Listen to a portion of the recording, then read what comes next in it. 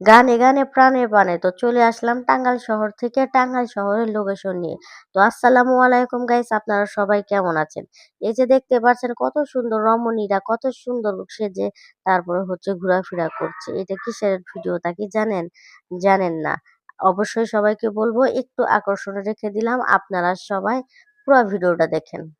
যাই হোক, তাদেরকে দেখে আমার একটা কথা মনে পড়ে গেল, না মানে একটা গান মনে পড়ে গেল। তো এই গানটা না বললে আমার চলছেই না, এখন এই গানটা আমার গেতেই হবে। পানি গড়গড়াইয়া পড়তাছে হে বাবাই আমায় ডাকতাছে, গড়গড়াইয়া পড়তাছে হে বাবাই আমায় ডাকতাছে, আয় রে মানিক আমার বুকে আয়।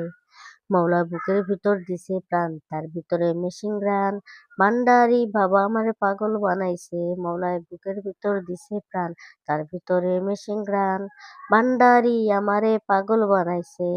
পানি গড়গড়াইয়া পড়তাছে হে বাবাই আমায় ডাকতাছে, গড়গড়াইয়া ও পানি গড়গড়াইয়া পড়তাছে হে বাবাই আমায় ডাকতাছে, আইরে মানিক আমার বুকে আয়। বাবাই বুকের ভিতর দিছে প্রাণ, তার ভিতরে মেশিন গান, ভান্ডারি আমারে পাগল বানাইছে। তো যাই হোক, অভিনয়ের সাথে আমার গান কেমন হয় সেটাও অবশ্যই কমেন্ট করে জানাবেন। এই নিত্য নতুন রমণীদের দেখতে দেখতে গান বলতে বলতে কোথায় জানি হারিয়ে গেল, খুঁজেই পাচ্ছিলাম না। যাই হোক, এইখানে আর আমার থাকার দরকার নাই, কারণ রমণীরা যেহেতু এখানে নাই, তাহলে এইখানে আমি থেকে কি করব। তাই গাড়ি টান দিয়ে চলে গেলাম আস্তে আস্তে শহরের দিকে। তো শহরের দিকে আস্তে আস্তে চলে আসছে ডিস্ট্রিক্ট রোডে, ওইটাও ডিস্ট্রিক্ট রোডে ছিল। তো আস্তে আস্তে চলে গেলাম আমবাগানের ভিতর দিয়ে। তার কারণ হচ্ছে আমবাগানের ভিতর দিয়ে খুব একটা চলা হয় না।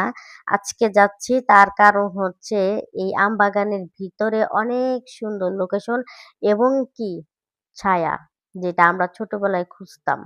আমরা ছোটবেলায় যখন আমাদের রৌদ্র লাগতো তখন খুঁজতাম যে কোনো এক গাছের নিচে বসা যায় কিনা। তো আজকে বড় হয়েছি, অনেক জমিদার হয়েছি, বড় লোক হয়েছি, সেইগুলা ভুলে গিয়েছি। তো যাই হোক, বেশি আর কথা নাই বলি, চলেন আস্তে আস্তে আমরা সবাই মিলে একসাথে যাই।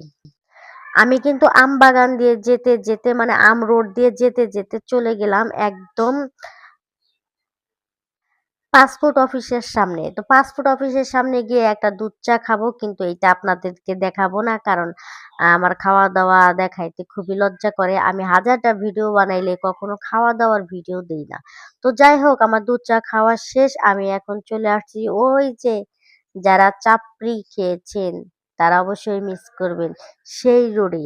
এই রোডে হচ্ছে ঝাল ঝাল মরিচ বাটা এবং কি আলু ভর্তা দিয়ে চাপড়ি বিক্রি করে। তো সেই রোডে চলে আসছি। তো যাই হোক, যারা যারা টাঙ্গাইলের ভক্তবৃন্দ আছেন অবশ্যই একটা কমেন্ট করে যাবেন, এবং টাঙ্গাইলের ভক্তবৃন্দ যারা দেশের বাহিরে আছেন তাদেরকে অনেক মিস করছি, কারণ এত সুন্দর রোড এত সুন্দর জেলা রাইখে আপনারা প্রবাস জীবনে গিয়েছেন, তার জন্য অনেক অনেক ধন্যবাদ। কিন্তু দুঃখজনক, খুবই খারাপ লাগে, নিজের দেশের মানুষ নিজের দেশে থাকবে, নিজের দেশে কর্ম করবে, এটা থেকে আর বড় কিছু না। কিন্তু আপনারা প্রবাস জীবনে না গেলে হয়তো আমাদের দেশের উন্নত হতো না এবং কি ফ্যামিলির উন্নত হতো না। তো অসংখ্য ধন্যবাদ প্রবাসী যারা আপনারা আছেন। আহা, এর মধ্যে এই চাচাকে তুলে নিলাম, কারণ হচ্ছে চাচাকে হঠাৎ করে ক্যামেরার সামনে এসে পড়ছে। তো চাচাকে যদি না তুলি তাহলে তো চাচা সারা জীবন অনেক আফসোস করবে যে সুন্দরী একটা আপা থুকু সুন্দরী একটা আন্টি আসছিল কিন্তু আমার ছবি তুলে নিয়ে গেল না। তো খুবই দুঃখজনক, যদি উনি খুবই কষ্ট পায়, তাই আর কি ছবিটা তুলে নিলাম। তো গাইস, আপনাদের কেমন লেগেছে আমার এই ভিডিওটা? আমি জানি আমার কথা হয় না, কিন্তু কি করব বলেন, আমার তো কিছু করার নাই, আমি শুধু ভিডিওই দেই আপনাদের জন্য। আমার কথা হোক বা না হোক ওইটা বড় কথা না, আমার কথা হচ্ছে আমি আপনাদের ভিডিও দিতে পারি, এটাই